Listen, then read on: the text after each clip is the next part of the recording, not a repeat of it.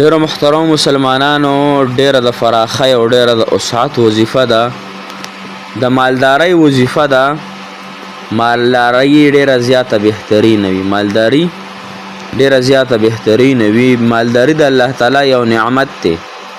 څوک چې غواړي چې الله تعالی موږ باندې مالدار، موږ امیر شو، امیران جوړ شو، مالدار خلک جوړ شو. او چې کله مالدار جوړ شي نو بیا به ته د غریبانو سره هم مرسته کې، د غریبانو له به هم د الله تعالی په رضا باندې هغوی له زکات ورکې، خیرات به ورکې، صدقه به ورکې، د هغوی راشن انتظام به کې. او چې امیر شوې، مالدار شوې، نو د الله تعالی په دین باندې هم ښه ډېرې لګې، ځکه اړه به د فراخه وي، مال به د سره ډېر وي. او چې کله امیر شوي نو ستا دپاره بیا رشتې هم ډېرې وي. چې کله مالداره شوې ستا دپاره به کورونه هم ډېر وي، ګاډي به هم ډېر وي، بنګلې به هم ډېرې وي. خو لومبی به پکې موږ نیت د غریبانانو کوو، د الله تعالی په دین باندې په لګولو باندې به کوو انشاءالله. نو بیا ته ګوره چې په لږو ورځو کې انشاءالله الله تعالی څنګه ته هغې بهترینې سطحې ته رسوي، کومې سطحې ته چې ته ډېر محنتونو او ډېر کوششونو سره هم نشې رسېدلی. ځکه دا الله تعالی دا لارې موږ ته ښودلې دي. صحیح شوه؟ او الله تعالی چاته لاره وښیي نو هغه لاره بیا بهترینه لاره وي، هغه لاره بیا د دوکې لاره نه وي، هغه لاره بیا د فریب او د لوټ لاره نه وي، هغه لاره بیا د خوشحالو لاره وي، هغه لاره بیا د کامیابو لاره وي. نو هغه لاره درته ښیمه، هغه څلور طریقې درته ښیمه چې دا تاسو ته مالداره خلک هم چېرته نشي ښودلی. مالداره خلک اکثر چې مالدارۍ ته رسېدلي وي نو هغوی چاته د خپل راز نه ښیي چې یاره زه په څه باندې مالداره شوم. دا وسعت، دا فراخي الله تعالی په کومې طریقې باندې راوستله. لهذا دا عملونه ته زه ښیمه، دا تاسو وکئ انشاءالله. تاسو ګورئ چې ورځ په ورځ باندې به الله تعالی تاسو ته ترقي درکوي، ورځ په ورځ به انشاءالله مالداره کیږئ. زه هم شروع کوم، تاسو هم شروع کوئ. السلام علیکم ورحمت الله وبرکاته. ډېرو معزز و محترم و قابل قدر مسلمانان ورونو خویندو، هغه مسافر کوم چې بهر وطنونو کې دي، الله تعالی د ټولو مسافرو حامی او ناصر مددګار شي. الله تعالی مو ډېرې خوشحالۍ د دنیا او د آخرت نصیب که محترم مسلمانانو. نن زمونږ یو بهترین ټاپک د امیر سازېدو، مالداره جوړېدل. او مالداره به داسې شی انشاءالله چې څلور کارونه دي، صرف په هغې باندې عمل وکئ. څلور کارونه دي، په هغې باندې عمل وکئ. بس وظیفو ته پکې ضرورت نشته دی. ښه، دې عملونو سره الله تعالی تاسو بهترین مالداره خلک وګرځوي. او چې کله مالداره شئ نو د غریبانو به پکې خیال ساتئ، د الله تعالی په دین باندې به هم لګوئ انشاءالله.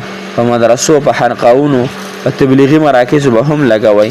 دا به انشاءالله ستاسو نیت وي. ها، نو قرآن کې الله تعالی دا بعض ذکر کړي دي چې مالداري به راته الله تعالی درکوي، مالداري به راته الله تعالی درکوي. نو لومبنی په هغې کې چې محترمو هغه استغفار دی. الله تعالی په خپله فرمایي که نه، څوک چې استغفار وایي، استغفر الله استغفر الله استغفر الله، الله تعالی وایي دی به زه مالداره کوم، دله به زه پراخي ورکوم، دله به زه وسعت ورکوم، دله به زه ډېرې روپۍ او مال او دولت په ورته ورکوم. نو لومبنی څه شی دی؟ استغفار. استغفر الله استغفر الله استغفر الله. نو څوک چې استغفار ډېر وایي د باندې به الله تعالی فراخي راولي، د باندې به الله تعالی وسعت راولي. دویم نمبر محترم مسلمانانو، دویم نمبر صدقه ده. کوم انسان چې صدقې ډېرې ورکوي، کو 10 روپۍ دي، کو 15 روپۍ دي، کو 1 روپۍ ده، روزانه استغفار وایي، روزانه هم صدقه کوئ. صدقه روزانه صدقه کوئ انشاءالله چې الله تعالی به دله ډېر زیات فراخت، ډېر زیات خوشحالي به درته الله تعالی درکړي. صحیح شوه؟ نو تاسو به روزانه اعتبار سره صدقه کوئ. کو هر څومره صدقه کوئ، کو د روټۍ کوئ، کو ترکارۍ کوئ، کو د پیسو کوئ، کو د غنم او د جوارو کوئ، هره چې کوئ نو هغه دغه صدقه ورسره روزانه کوئ. دریم نمبر صله رحمي، رشته جوړوئ. څوک چې رشته جوړوي هغه به الله تعالی مالداره کوي. څوک چې رشته جوړه راولي، رشته کې مطلب ستا خپل خپلوان رشته دار دي، ته هغوی سره رشته ماتې نو تا ته نقصان در رسي. ته ورته رشته جوړې، تا ته به الله تعالی وسعت درکوي، فراخي به درته درکوي، خوشحالي به درته درکوي. نو رشتهداري مه کټ کوئ ښه.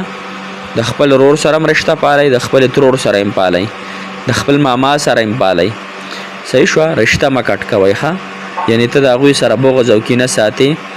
رشته کو تاسو یو د الله تعالی دپاره پرېږدئ د ګناهونو په وجه باندې، نو بیا دا جایز دي ښه. څلورم نمبر توکل په الله تعالی کول. که ته یو کاروبار کې، که ته یو بزنس کې، که ته یو هر څه کې، بس الله تعالی به زما انشاءالله کافي کېږي، الله تعالی به زما دپاره شافي کېږي. توکل دا بهترینه طریقه ده ښه. او بل محترمو چې کوم دا کارونه تاسو شروع کوئ، انشاءالله الله تعالی به له فراخي درکوي. چې سحر مونږ نفس تاسو مه اوده کېږئ. سحر مونږ نفس فورا خپل سورت یاسین وایئ او خپل توکل په الله تعالی باندې کوئ. اوده کېږئ مه سحر مونږ نفس. ښه دې سره دغه وخت کې رزق تقسیمیږي، نو د رزق د هغه دغه نه به برکت نه به تاسو محرومه شئ. چې کومې پیسې ګټئ، مطلب روزانه ته 100 روپۍ ګټې یا 1000 روپۍ ګټې، په دې 1000 کې ته 100 روپو کې ته 100 روپۍ روزانه صدقه ورکوه.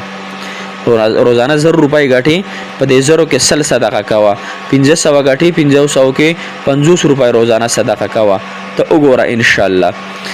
او کما چې ته کاروبار کې دیاړي کې هر څه کې هغې کې بېماني مه کوه، په هغې کې د حرامو نه ځان ساته، انشاءالله چې برکت په ستا خپل الله تعالی راوړي.